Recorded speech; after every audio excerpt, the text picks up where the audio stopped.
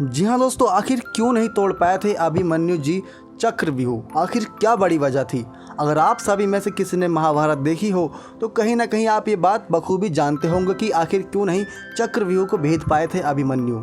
आपको बता दें दोस्तों, अभिमन्यु ये एक ऐसा बड़ा नाम था जो कि महाभारत से जुड़ा हुआ था। श्री कृष्ण जी ने ये पहले ही घोषणा कर दी थी कि महाभारत के युद्ध के जो दिन होंगे उसमें से एक दिन पूरा तुम्हारे नाम रहेगा वत्स। किस प्रकार से श्री कृष्ण जी ने जब ये इस बात की घोषणा कर दी थी, क्योंकि वह तो फ्यूचर देख सकते थे, उनको सब पता था क्या होने वाला है आने वाले समय में। अभिमन्यु जी के सामने जब ये बात हुई थी तो वो जानने को इच्छुक थे कि उनके साथ आगे क्या होगा।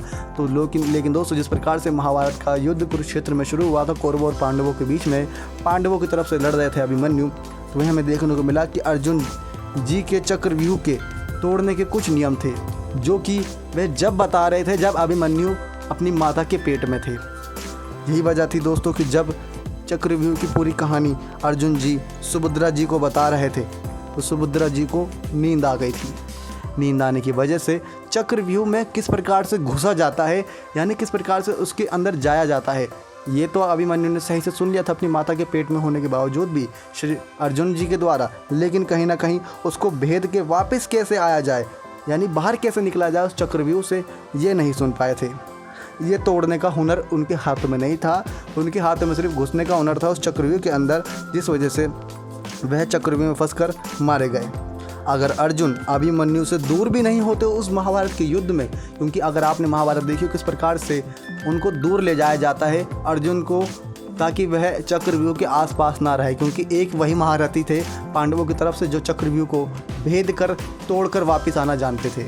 उसके बाद कोई था तो वह था अभिमन्यु, लेकिन वो वापस आना नहीं जानते थे, यानी वापस तोड़ के वापस आना नहीं जानते थे। लेकिन अगर शायद उस दिन अर्जुन जी साथ होते तो अभिमन्यु जी पे कोई आँच आती भी नहीं।